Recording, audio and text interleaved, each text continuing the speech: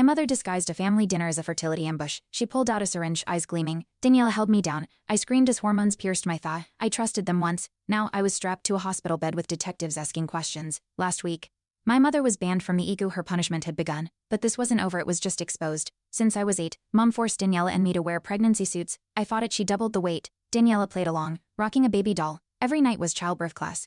I used textbooks to escape, she used them as pillows. Daniela begged to be a surrogate by 16. Mom called her perfect. I was defective. I watched my sister become Mom's angel, while I planned my exit in the shadows of anatomy diagrams. At 12, I hid my period for weeks.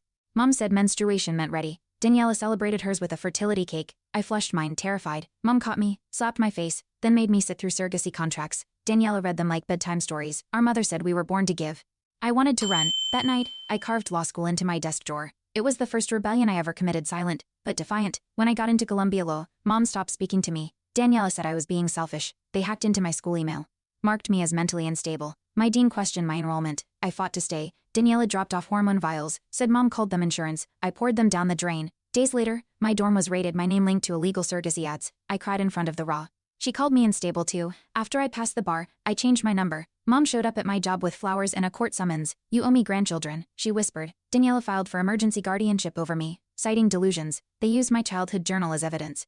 I panicked, cut off social media. Then, my boss received photos of me at Planned Parenthood. Anonymous threats followed. A her department launched a review. I had to prove I wasn't mentally compromised. I went to court alone. Daniela sat across from me with fake bruises and tears.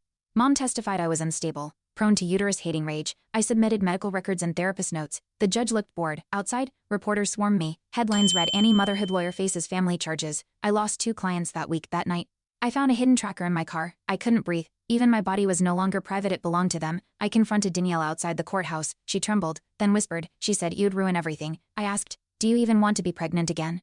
Her silence screamed. Mom yanked her away, hissing, we don't betray family. That night, Daniela texted me a clinic address. It wasn't Blessed Beginnings, it was another alias. I called the health board, they brushed me off. I wasn't just fighting Mom, I was fighting a network. And I was running out of time. At the hearing, I brought new evidence, clinic rosters, altered charts, Daniela's suppressed records. Mom wore pearls, eyes glassy. She smirked as my hands shook, presenting. Daniela refused to testify. The judge hesitated, then he ordered a recess. I slumped in the hallway, breath shallow. A journalist approached. Do you have proof? I nodded. Then don't stop now. My heart pounded. It wasn't over. I had one more chance to drag it into the light. I couldn't finish the whole story in this short. A full story is on my channel and linked below.